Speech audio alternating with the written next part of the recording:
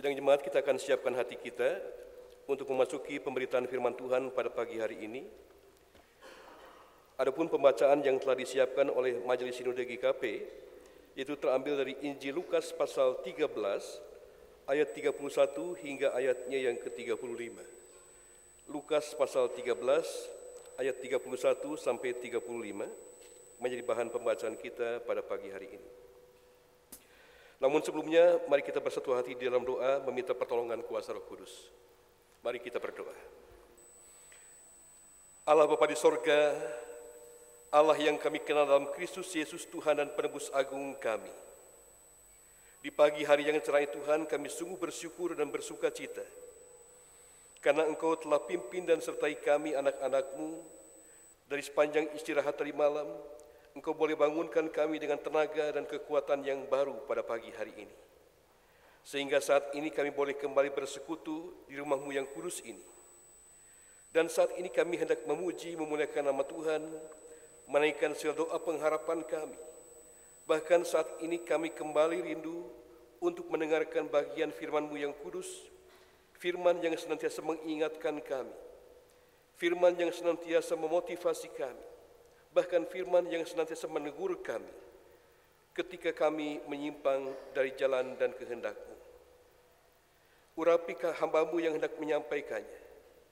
Dengan segala keterbatasan dan kekurangan yang ada pada dirinya, biar Tuhan pakai hamba-Mu sebagai alat di tangan Tuhan saja.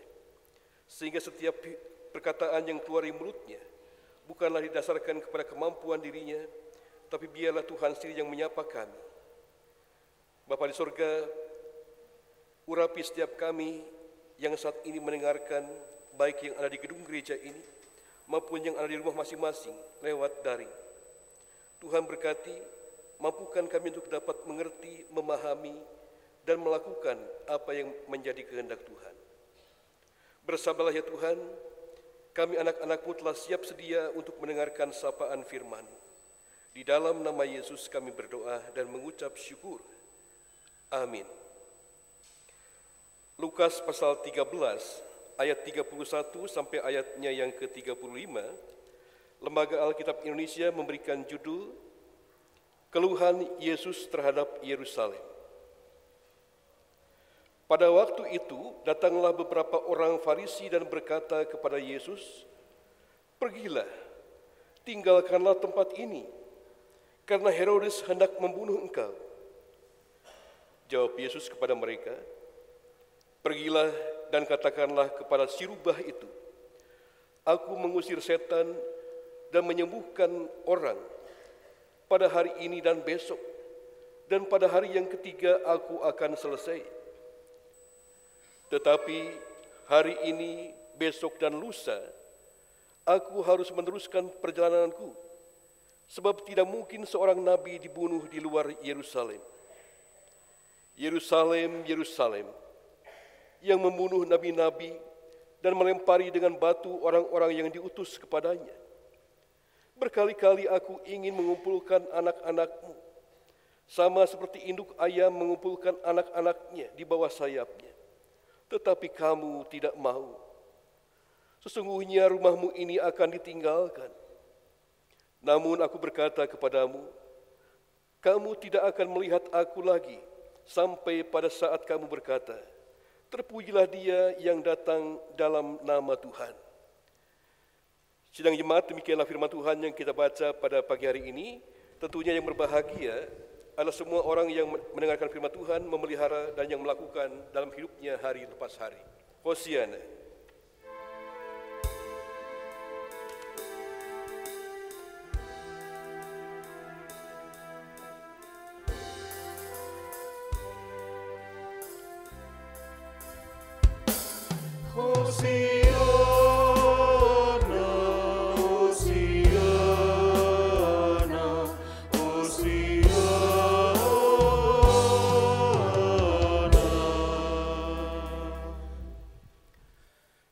Sidang jemaat yang Tuhan Allah kasihi, Sampurasun. Apa kabarnya? Puji Tuhan. Bapak Ibu sekalian, sebelum kita masuk ke dalam renungan kita pada pagi hari ini, mari kita bersama-sama saksikan kesaksian dari video yang akan ditayangkan berikut ini.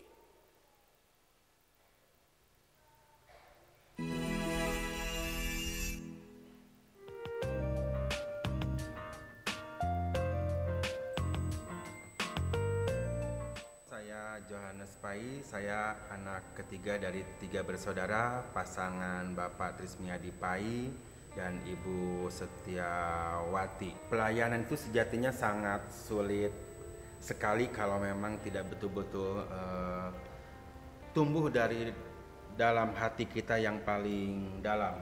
Namun dikerjakan dengan sepenuh hati oleh orang tua kami, Bapak Trismiadi Pai, yang aktif dalam kepanitiaan di gereja, aktif dalam pelayanan di gereja, dan itu juga menjadi motivasi kami sebagai anak-anak, juga menjadi istilahnya belajar bahwa kita harus selalu aktif, kita harus selalu melayani untuk Tuhan dimanapun kita berada.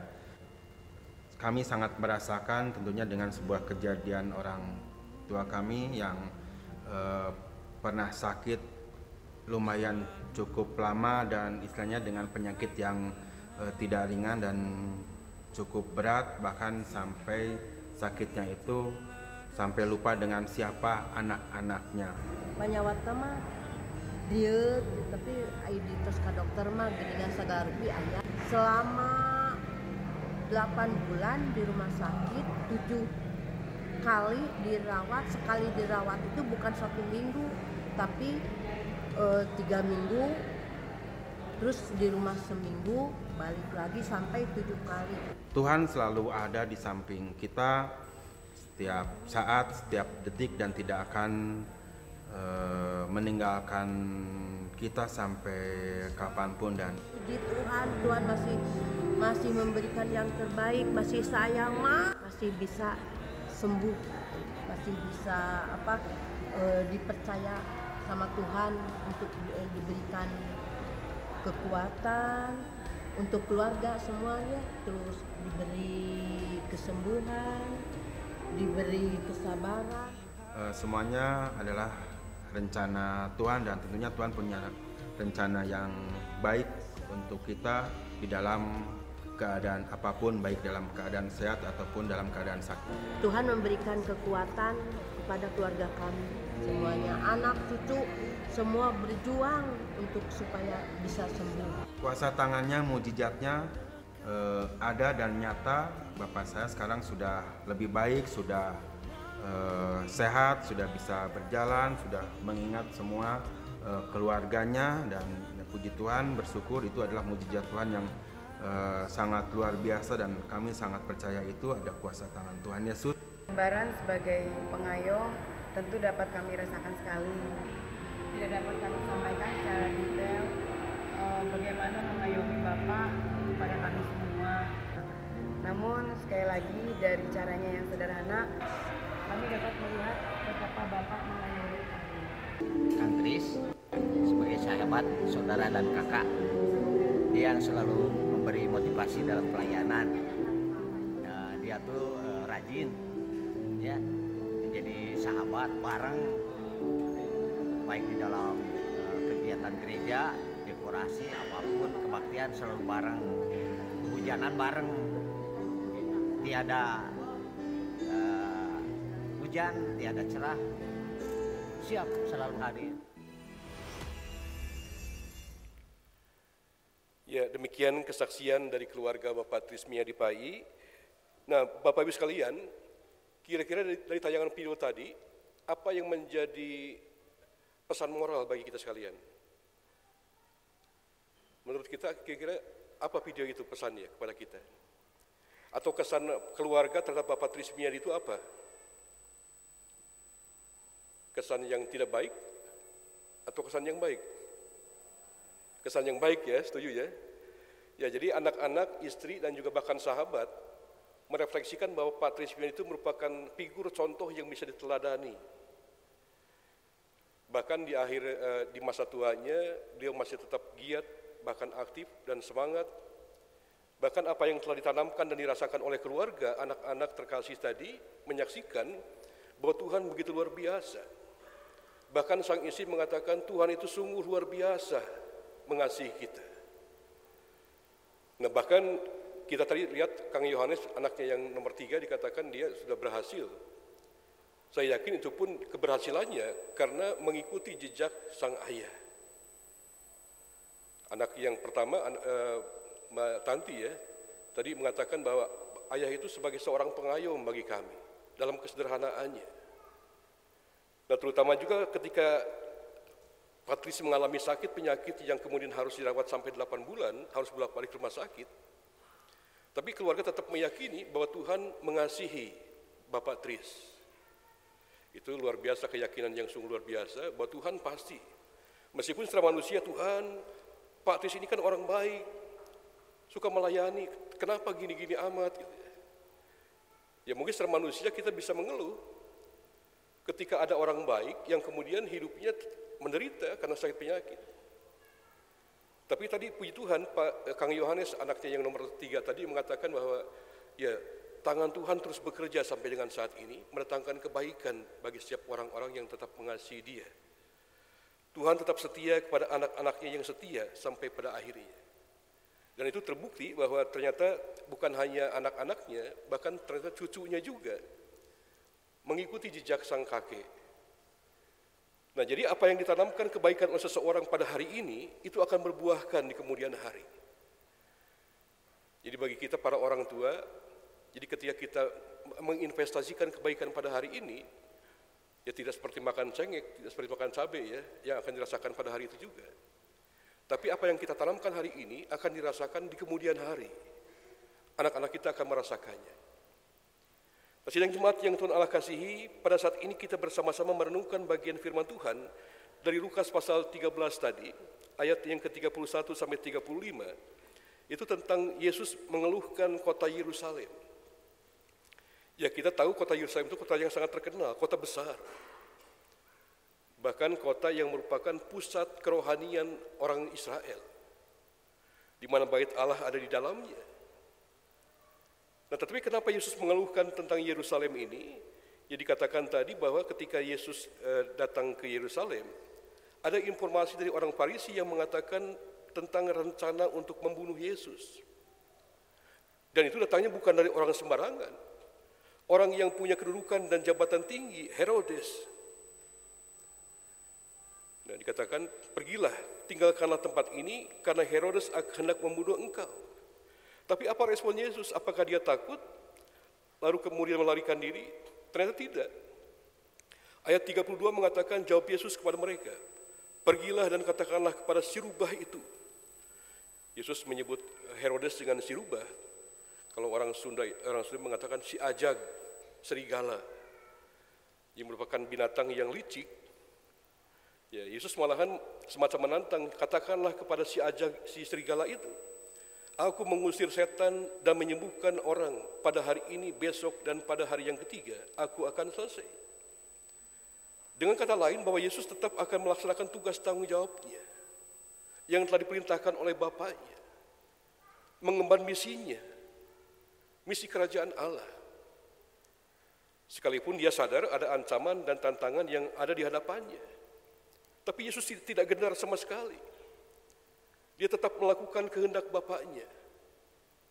Sekalipun dia sadar bahwa ancaman akan datang kepada dirinya, bahkan kematian akan ada di hadapan matanya. Tapi Yesus sudah tahu bahwa kematiannya nanti bukan karena Herodes,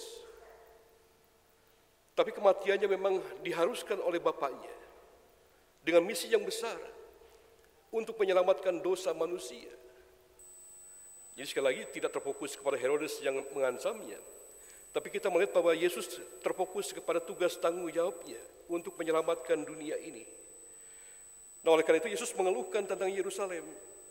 Yerusalem, Yerusalem, kenapa engkau kota besar, tidak lagi sesuai dengan namamu.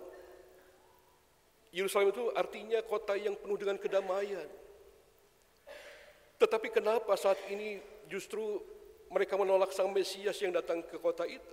Bahkan dikatakan telah membunuh nabi-nabi yang diutus kepadanya, merajamnya dengan batu. Nah, jadi kota Yerusalem itu kota yang sangat terkenal, kota yang sangat luar biasa, tetapi sangat menyedihkan karena menolak orang-orang yang diutus ke dalamnya. Nah, tetapi kita melihat bagaimana sekarang contoh daripada Yesus ketika dia kemudian diancam, ditakuti dengan berbagai macam ancaman yang mengerikan. Yesus tetap setia kepada pendiriannya.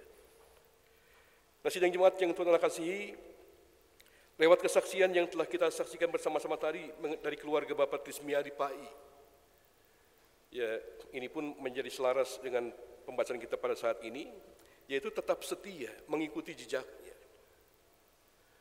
Anak-anak Patris mengikuti jejak orang tuanya yang telah menanamkan kebaikan.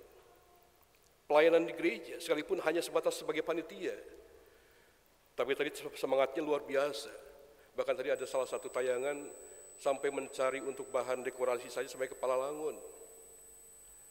Jadi Kang Heri tadi menyebutkan bahwa, waduh, Patris ini luar biasa semangatnya. Mau siang, mau malam, mau panas, mau hujan, gaskeun gitu ya.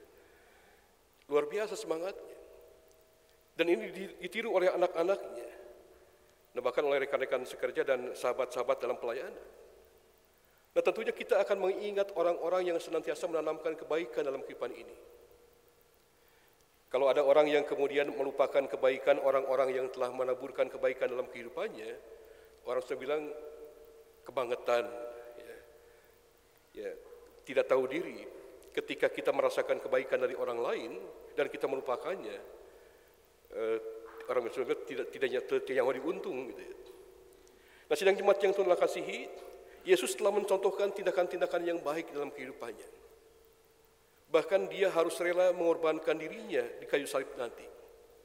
Nah, saat ini kita memasuki minggu sengsara, minggu Prapaskah yang kedua, menapaki jejak penderitaan Kristus menuju kayu salib.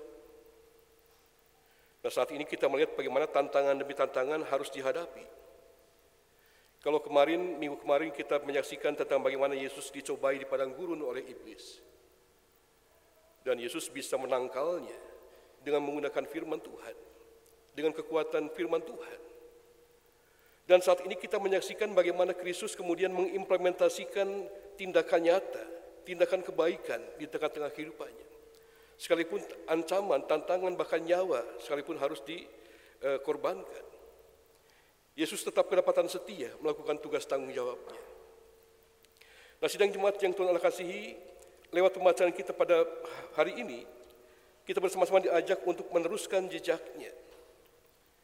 Dalam pembacaan kita, dikatakan ada orang Farisi yang menginformasikan bahwa Kristus akan diancam oleh Herodes untuk dibunuh. Nah, kalau kita berada di dalam posisi Yesus saat itu bagaimana? Ketika kita masuk ke sebuah kota dan kota itu tidak menerima kita, bahkan akan mengancam kita untuk dibunuh atau dianiaya dan menyiksa kita. Apakah kita akan tetap memaksakan hadir di kota itu? Pasti sebagai manusia kita punya rasa takut ya. Mikir dua kali kalau kemudian maksain masuk ke kota itu. Tapi Yesus tidak gentar, tidak merasa takut, tidak khawatir, bahkan tidak depresi. Dia tahu Herodes akan mengancam membunuhnya. Tapi dia mengambil sikap tindakan tidak melarikan diri. Tapi ini merupakan sebuah respon yang cukup harus kita perhatikan dari Yesus. Dia tidak melarikan diri, tapi dia kemudian menghadapinya. Bahkan tetap akan setia melaksanakan tugas tanggung jawab yang telah dipercayakan kepadanya, yaitu mengusir setan dan menyembuhkan orang-orang yang sakit. Akan terus dia kerjakan sebagai upaya untuk mewujudkan kerajaan Allah di tengah-tengah dunia ini. Nah, Yesus tahu persis kelakuan perilaku Herodes ini, sehingga dia tidak mengubah rencananya untuk tetap melayani yang tergambarkan dalam tindakan pembacaan kita pada pagi hari ini. Dan lewat pembacaan kita saat ini, setidaknya kita bisa melihat ada beberapa hal yang kita patut renungkan. Yang pertama adalah meneladani sikap keteguhannya dan optimis dalam pelayanan. Jadi ketika dalam ayatnya yang ke-32b sampai 3a mengatakan, aku mengusir setan dan menyembuhkan orang sakit. Pada hari ini dan besok dan pada hari ini dan pada hari yang ketiga aku akan selesai. Tetapi hari ini, besok dan lusa aku meneruskan perjalananku. Jadi Yesus tetap setia melaksanakan tugasnya. Yesus memiliki karakter yang teguh dan optimis dalam pelayanan. Sekalipun tantangan, rintangan ada di hadapannya. Nah, kita diharapkan meneladani sikap Yesus ini dalam menghadapi tantangan pelayanan dan juga kehidupan kita. Tentunya tantangan kita akan berbeda satu dengan yang lainnya. Dan mungkin bukan diancam oleh Herodes yang mengancam pembunuhan kepada kita saat ini. Tetapi ingat, kegagalan pelayanan tidak hanya datang dari orang luar, dan kita tidak boleh hanya menyalahkan pihak lain. Tapi tantangan pelayanan ini bisa datang dari diri kita sendiri yang mengancam pelayanan kita. Kita belum dapat mengelola waktu dan emosi kita. Kita seringkali berputus asa, bahkan menganggap diri tidak layak untuk melayani, dan hal-hal lainnya. Ini pun menjadi kendala dan rintangan tantangan yang kita hadapi. Nah, hal ini akan mempengaruhi kinerja pelayanan kita. Oleh karena itu, sebagai pengikut Kristus, terutama para pelayan Tuhan, kita perlu meneladani keteguhan dan keoptimisan Yesus dalam menghadapi tantangan yang ada. Dalam hal ini, kita juga perlu ingat bahwa Yesus melakukan pelayanannya dengan sempurna lewat penderitaan dan kemuliaannya. Bahkan dia rela untuk menderita. Yang nanti kita akan refleksikan dalam minggu-minggu Prapaskah ini, bahwa Yesus harus masuk dalam perjalanan Via Dolorosa. Sampai akhirnya dia akan mati di kayu salib untuk menebus dosa kita. Itu yang pertama, tentang sikap teguh dan optimis dalam pelayanan. Hal yang kedua yang kita akan renungkan adalah bagaimana pesan teguh dan optimis dalam pelayanan ini tidak mudah dilaksanakan setiap hari. Tidak semudah segampang yang kita bayangkan. Namun sebagai anak-anaknya kita meyakini bahwa Allah melindungi kita seperti induk ayam yang dikumpulkan dan dilindungi di bawah kepak sayapnya. Ayat yang ke-34 dikatakan, diandaikan dalam teks ini, sebetulnya aku rindu mengumpulkan engkau, hai Yerusalem, di bawah kepak sayapku seperti induk ayam yang melindungi anak-anaknya. Tetapi engkau tidak mau, bahkan engkau menolak sang Mesias yang datang ke Yerusalem. Ini yang membuat hati Yesus sedih. Sementara Yerusalem merupakan kota yang penuh dengan kedamaian, tapi nyatanya tidak demikian. Nah, sidang jemaat yang Tuhan Allah kasihi, pengandaian dalam bacaan kita pada saat ini, apakah kita menyambut tindakan baik tersebut atau kita senantiasa menolak tindakan Allah yang baik itu, yang senantiasa memeliharakan kita, melindungi kita, mengayomi kita. Nah, terkadang kita merasa hebat sendiri. Terkadang kita merasakan bahwa apa yang aku lakukan saat ini karena kekuatan dan kehebatanku. Kita seolah dapat berdiri tanpa kehadiran Allah dan tidak memerlukan Allah. Nah, tanpa kita sadari, sebetulnya kita terkadang melupakan bahwa Allah yang telah melindungi kita. Namun Allah senantiasa merawat kita setiap hari, setiap menit, bahkan setiap detik, tanpa kita sadari. Nah, kita perlu menjadi hal ini, membuka hati kita, supaya dia senantiasa memenuhi hati kita dengan penuh keoptimisan, keteguhan, dan kemampuan dalam pelayanan kita. Nah, sidang jemaat yang Tuhan Allah kasihi, hal yang ketiga yang patut kita renungkan adalah kita dipakai untuk meneruskan jejak Kristus, seperti judul renungan kita saat ini. Nah, sebagai umat Kristiani, sebagai gereja, saat ini kita dipanggil untuk meneruskan jejak Kristus. Kita sudah mengetahui tentang apa yang dilakukan Yesus di masa lampau. Tindakan-tindakan baik apa yang telah ia lakukan, menyembuhkan orang-orang yang sakit, yang lumpuh, bahkan mengusir setan.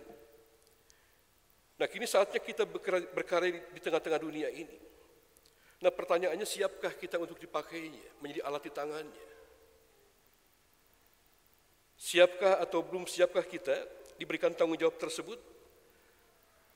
Nah, Tuhan sudah melakukan karya besar, baik bagi kehidupan kita dan saudara. Nah, karya itu bukan untuk dihapuskan dari ingatan kita, tapi diingat terus-menerus dan dilanjutkan. Tapak-tapak yang telah Yesus tinggalkan tentunya harus kita lakukan, dilanjutkan tindakannya itu. Meskipun terkadang kita tidak mengerti maksud Tuhan, tetapi kita meyakini jejaknya bagi umatnya demi kebaikan kita. Seperti kesaksian anaknya Patris tadi, bahwa Tuhan begitu baik. Bahkan dikatakan bahwa apa yang terjadi dalam kehidupannya, ya, tangan Tuhan terus bekerja, terus mendampingi, terus menguatkan. Menyadarkan kepada kita bahwa Tuhan tidak pernah berhenti bekerja sampai dengan saat ini. Nah, sidang jemaat yang Tuhan kasih, terkadang kita sebagai manusia seringkali gampang melupakan tindakan-tindakan orang yang telah berbuat baik kepada kita. Jadi kalau ada orang yang telah berbuat baik kepada kita, mengasihi kita, menyayangi kita luar biasa, berkorban bagi kita, lalu kita melupakannya, ya orang bilang kebangetan, gitu ya. Tidak tahu diri. Nah, apalagi ketika Kristus sudah berkorban luar biasa bagi kita. Nah, apakah kita akan melupakan tindakan baiknya dalam kehidupan kita? Nah, pesan firman Tuhan pada saat ini dan tema kita mengatakan, teruskan jejaknya. Apa yang telah Yesus lakukan dalam kebaikan-kebaikan dalam kehidupan pelayanannya, lanjutkan itu. Nah, kita merupakan orang-orang yang mewarisi dan harus melanjutkan karya Tuhan dalam kehidupan kita sehari-hari. Memang akan ada tantangan. Tidak mudah melakukan tindakan yang baik yang Yesus lakukan dalam kehidupan kita. Akan ada banyak orang yang tidak menyukai kita. Tapi seperti halnya Yesus diancam dibunuh oleh Herodes pun, Yesus tetap melakukan karyanya. Dengan keyakinan bahwa dia tidak sendirian. Tuhan yang akan menolong dia. Dan juga bahkan kita yang saat ini juga melakukan tugas-tugas tanggung jawab, tentunya ada banyak hal yang merintangi kita. Tapi apakah kita hanya akan berhenti karena tindakan-tindakan yang akan menghalangi kita? Apakah kemudian kita akan berhenti karena ada rintangan di hadapan kita? Nah, saat ini kita diajak bersama-sama untuk tetap mengikuti jejaknya, tetap meneruskan jejak pelayanan Kristus di tengah-tengah dunia ini. Sidang jemaat yang Tuhan kasih, tentunya hidup manusia semuanya pasti mengharapkan yang namanya kebahagiaan tanpa masalah. Ini harapan semua orang dan impian setiap orang. Tetapi kenyataannya tidak selalu kita mengalami hidup yang berbahagia tanpa persoalan dan tantangan. Nah, siapapun kita, pasti kita akan mengalami masalah, bahkan ujian yang besar dalam kehidupan kita. Nah, kehidupan ini seperti musim yang datang silih berganti. Tidak senantiasa selalu hujan, terkadang ada panas juga. Begitu pula selama kita hidup, ada suka, ada duka yang kita alami, datang silih berganti. Tapi itulah warna kehidupan. Nah, biarlah kita juga boleh menyadarinya agar ketika mengalami masalah atau pencobaan dalam kehidupan kita, kita tetap menjadi kuat. Kita tidak menjadi kecewa. Ingatlah bahwa juga tidak selamanya kita akan mengalami apapun yang sedang kita alami. Karena ada masanya, ada waktunya. Tuhan pasti menolong kita dan memberikan kemenangan. Asalkan kita tetap setia, berpegangan teguh kepada janji-janjinya. Nah, dalam menjalani kehidupan yang kita jalani saat ini, yang terpenting adalah bagaimana kita bersikap. Sikap yang kita ambil akan mempengaruhi kehidupan kita saat ini. Nah, saat mengalami masalah, diharapkan jangan mengeluh atau menjadi pesimis. Karena apa? Karena keluhan tidak akan menyelesaikan masalah. Menggerutu pun tidak akan menyelesaikan persoalan. Sebaliknya justru itu membuat kita semakin dikuasai oleh masalah tersebut. Dan jika kita mengambil sikap untuk tetap bersyukur kepada Tuhan, percayalah bahwa semuanya pasti akan diberikan kepada kita yang senantiasa berbuat baik, dan tidak ada rancangannya yang buruk di tengah-tengah kehidupan kita. Jadi rancangan Tuhan itu adalah rancangan damai sejahtera dan bukan rancangan kecelakaan. Nah, firman Tuhan memerintahkan kita supaya dalam keadaan apapun kita senantiasa mengucap syukur. Nah, sikap bersyukur ini merupakan sikap yang berkenan di hadapan Tuhan dan menjadi salah satu tanda kedewasaan iman kita. Sidang jemaat yang Tuhan kasihi, yang berikutnya kita harus menjadi pribadi yang kuat di dalam Tuhan. Tetap berjuang dan terus maju walaupun kita mengalami proses tantangan di hadapan kita.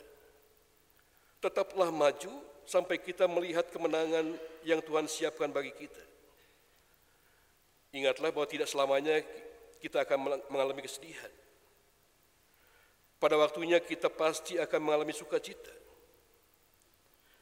Karena orang yang menabur dengan berderai air mata akan pulang dengan bersorak-sorai, Tuhan katakan. Walaupun semalaman kita menangis, tapi menjelang pagi akan terdengar sorak-sorai.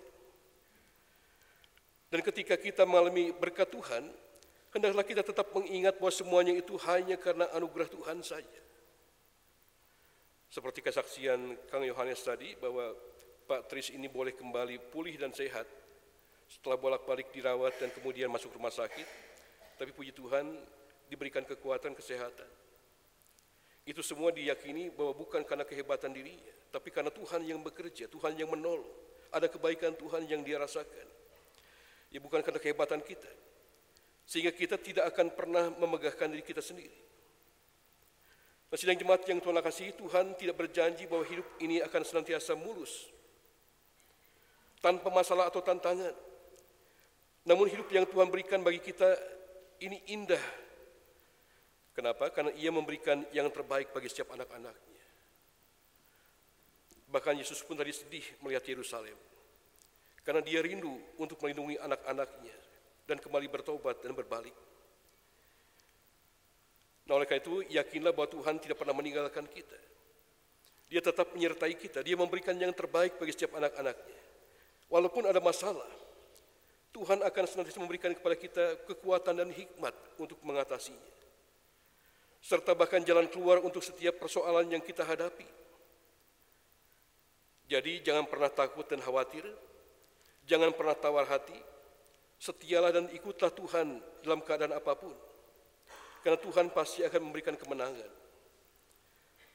Sebagaimana renungan kita pada pagi hari ini, teruskanlah jejaknya dalam kehidupan kita. Yakinlah Tuhan akan memberikan yang terbaik bagi Bapak, Ibu, Saudara, dan saya. Kalau kita terus melakukan tindakan-tindakan yang baik. Bahkan kebaikan yang kita lakukan pada hari ini akan berbuah yang manis pada akhirnya. Bagi anak-anak kita, bagi keluarga kita, mereka yang akan juga merasakannya, tindakan-tindakan kita yang baik pada saat ini. Tuhan kiranya memberkati kita sekalian dan selamat memasuki dan merenungkan minggu-minggu Prapaskah yang akan kita lewati. Amin.